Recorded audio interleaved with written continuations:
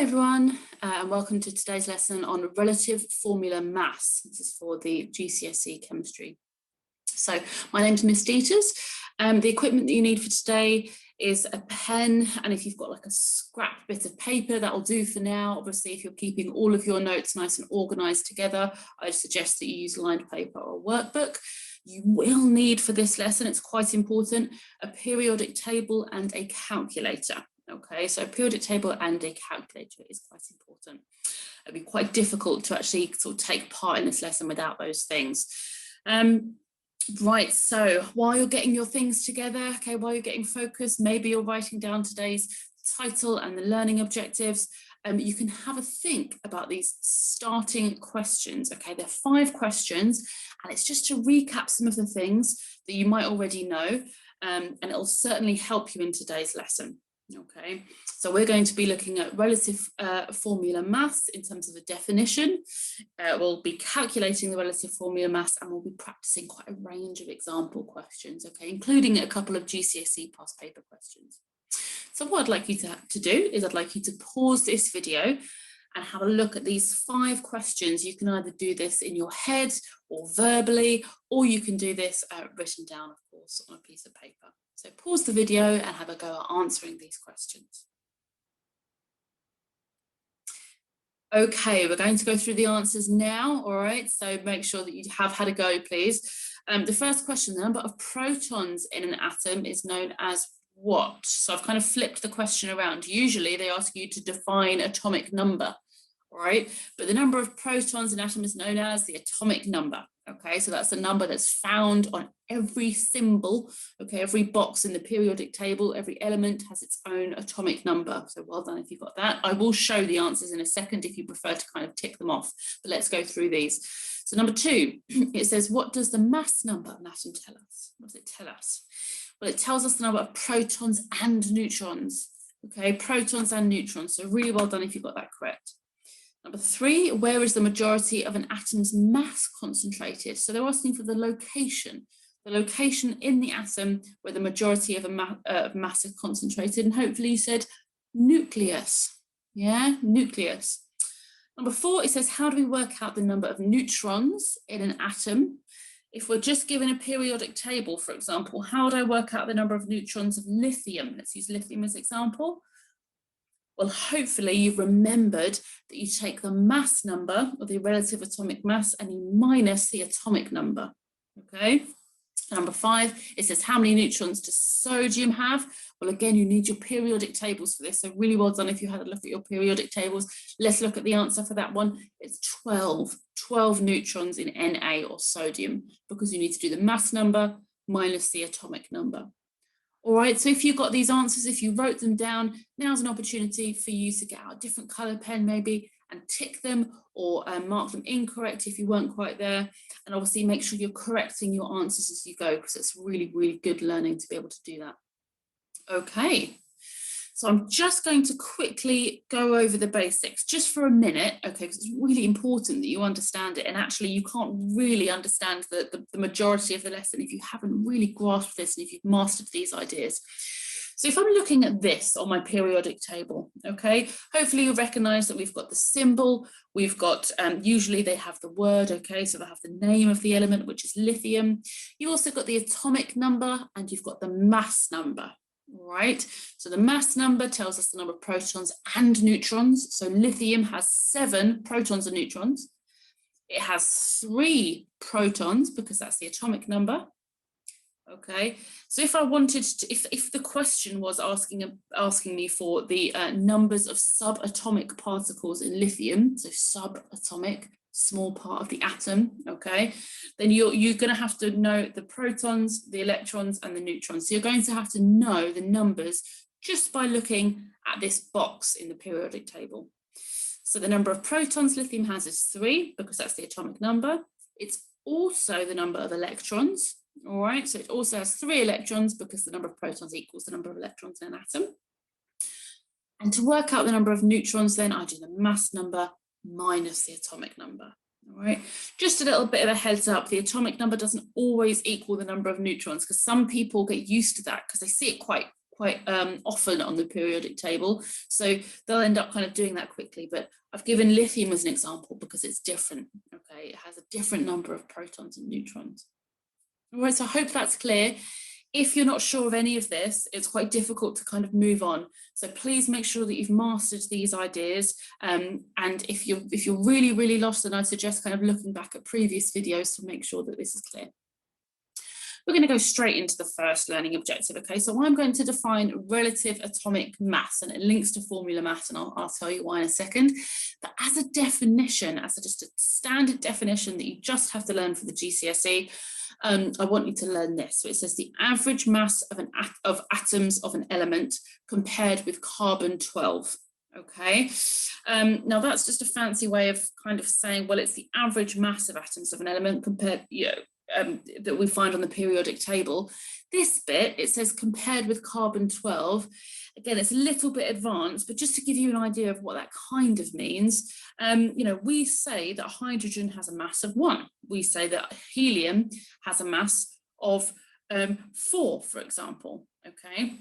So what that actually means, because it's not grams, it's not kilograms, there's no unit, it's relative. And what is it relative to? Like, what is it compared to? Well, we've compared it as scientists to the mass of carbon-12. All right, we say that carbon is 12. That's our kind of standalone, that's our starting point. And everything else is actually compared to that. Don't worry if I've lost you. Okay, for now, all you need to know is as a definition, it's the average mass of atoms of an element compared with carbon-12. All right, now remember that AR, or a relative atomic mass, okay, so that's a way of saying relative atomic mass, it's the same as the mass number. So if I asked you to look at your periodic tables now and tell me what is the AR, or the relative atomic mass of lithium, you should tell me that it's 7. Okay, it's the same as the mass number. All right, so it's looking a little bit more complicated than it really is. The relative atomic mass is the same as the mass number, and we find that on the periodic table. All right, now I'm just obviously showing you what your periodic table will look like. It will look something like this in the GCSE. So again, we've got the relative atomic mass I wanted to show you as the key, which will be at the top. Okay, so the relative atomic mass, we know now that it's actually all compared to carbon-12, but the relative atomic mass you would find at the top of each of these elements in the periodic table. Let's look at relative formula mass. So most substances are made of molecules, not individual atoms. Okay, so if you look around you, most of the things that you can see or feel, if you're flapping your hands around, you can feel the air, okay? So you can feel oxygen and carbon dioxide, and you can feel water vapor. Most of the things that exist are molecules, okay, not individual atoms. It's quite rare just to get individual atoms of things. So molecules are really small, of course they are. So can we work out their masses in the same kind of way? So if I'm asking you from the mass of a lithium atom, you would say 7. But can we work out the mass of molecules like water or carbon dioxide? Yes, we can. Okay, so the mass of a molecule is called the relative formula mass, and it's calculated by adding up the relative atomic masses of atoms in that molecule. Again, if I'm losing you, don't worry, it will come very, very clear, but I'm just kind of leading you to the main part of today, which is calculating relative formula mass, okay? Relative formula mass. So to calculate the relative formula mass of a compound or molecule, we add together the masses of the elements that it makes up. So for example, water, okay? Water is H2O, hopefully you should know that, all right? And if I asked you for the relative formula mass of water, you need to look back at your periodic tables and you need to say, right, what's the mass of hydrogen? And, I've got 2 of those. So the mass of hydrogen is 1, because I can look at that on my periodic table. I'm just going to quickly show you. So the mass is at the bottom. The mass of hydrogen is 1. Okay, sorry, the mass is at the top, but it's 1 anyway. So I've got the water, I've got H2O. I've got 2 waters, okay, so I've got 2 ones. And then I've got an oxygen, which has got a mass of 16. So I'm just going to add those together. Okay, so I've got 1 and 1 because I've got 2 hydrogens, and I've got 1 oxygen atom which has a mass of 16. All together that makes 18. It's as simple as that. All right, let's try a couple more examples. just to make sure you've really understood. Okay, so I want you to work out, please, the formula masses of the following substance. What is the relative formula mass of Br2? So again, look at your periodic tables, okay? Find out the mass of one bromine atom. Therefore, make sure that you've understood that there's two of them. So I'm going to do that number times 2, and that's going to be my answer. All right. I'm going to stop talking because I want you to pause this video and I want you to have a go, just have a guess for me. I will go through the working in a second.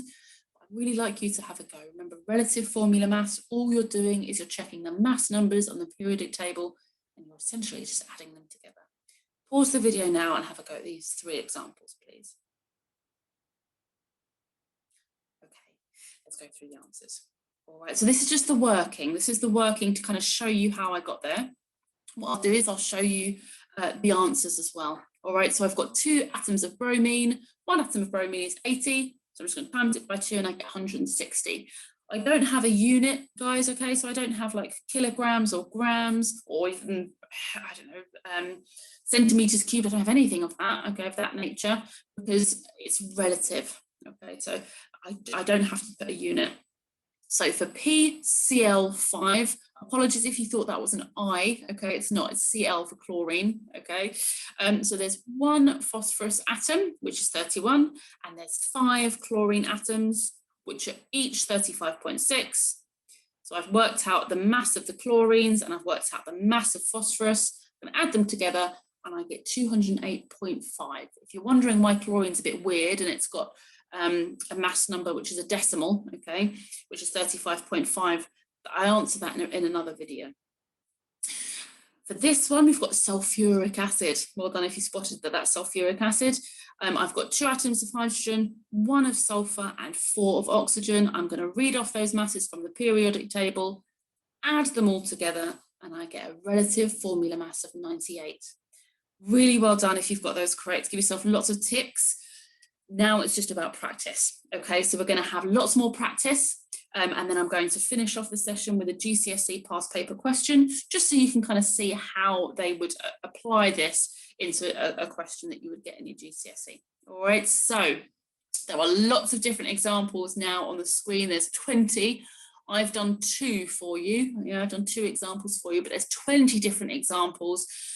It's completely up to you how much practice you want. So I'm going to suggest that you pause the video now and you kind of pick and choose, okay? So maybe if you're thinking, oh, okay, maybe I need a little bit more practice. I think I've got it, but I'm not very confident. So I would suggest that you start at 3 and maybe work your way up to 9, okay? And just do 3 to 9. That's fantastic. That's really, really good effort.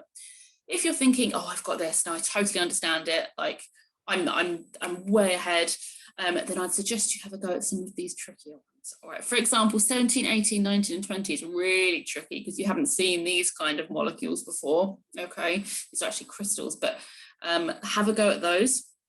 If not, then have a go at maybe 13, 14, 15, and 16, because a couple of those have brackets, so it's just kind of testing your knowledge about brackets. I'm just going to suggest you pick and choose the ones that you feel comfortable with, maybe say minimum of 3, maximum of 10. If you want to have a go at all of them, then by all means. So pause the video now and pick the ones that you want to have a go at. Remembering you are calculating the relative formula mass. For this, I'd suggest you use a calculator, okay? Don't be a hero. Don't do it in your head. You'll have a calculator in your GCSE, so why would you not use it? I suggest you use a calculator and I suggest you use a periodic table. Pause the video now and have a go at this. Okay, I am going to show the answers, so please make sure you have had a go, even if it's a couple.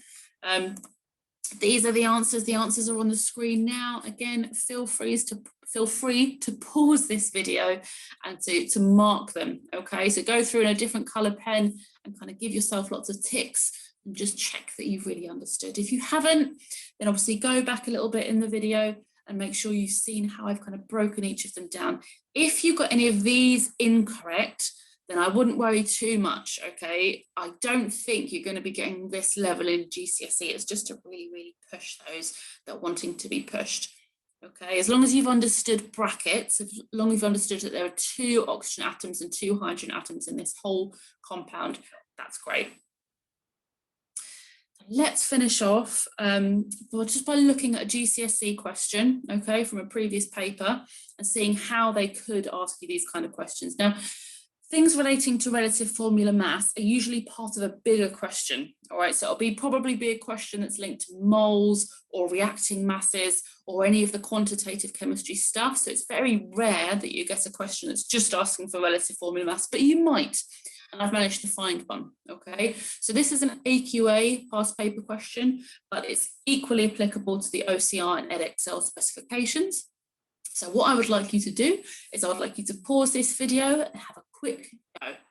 All right, they have actually given you the relative atomic masses, so you don't really even need the periodic table. All you need is your brain, maybe a calculator, and I would like you to pause this video and have a go. Okay, so we're going to go through the answers now. So hopefully you've had a go at this. They've given you some information about iron. Okay, it's an essential part of the human diet. They've given you the formula for iron 3 sulfate, or just iron sulfate. Don't worry about the Roman numerals for now. Okay, that's in a different video. And it says calculate the relative formula mass for iron sulfate. It's giving you iron sulfate. It's giving you the relative atomic masses. Hopefully you got an answer of 152. Yeah, so the answer is 152. It says ignore any units. It says if you've got the correct answer, you just get 2 marks straight away. If you've done the working, but you've got the answer incorrect, you get 1 mark. All right, so really well done with that. There are very few GCSE questions, like I say, that are just standalone, calculate the relative formula mass, because they're usually part of a much bigger question in the quantitative chemistry kind of topics. Okay, so really, really well done. I hope you enjoyed the lesson, and I will see you again soon.